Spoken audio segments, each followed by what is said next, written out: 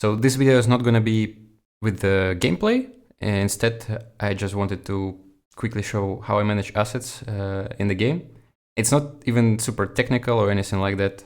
Just a good example of how Golang provides you simple solutions for some problems out of the box. You don't need to have any third-party dependencies for it, and I think it's very elegant. So basically we have a bunch of images that we're using in the game right now, and we want to get them into memory and then into texture somehow. And so basically if you're using Golang, what you can do, you can use go embed. You provide the path to a file, define a variable, and it's gonna load contents of the file into byte array during go build, so during compilation. You don't have to worry anymore about distributing your assets somehow separately. They're just gonna be a part of a single binary, the output of your go build.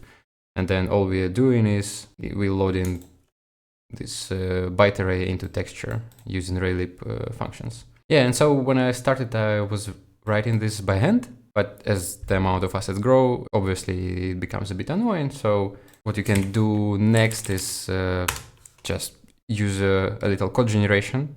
And here we're using Go template. You can see it's pretty similar to the structure of the file that we just saw. And then you write a little command line utility that again, we are using go embed here as well to load the template file. And then our command line utility accepts a path to our assets folder, right? This, for example. You can provide the glob, like what kind of assets you actually want to bundle and where to put the generated module, this. We load and parse template, we find the matching assets, we go through all the matches and then execute our template into the output file.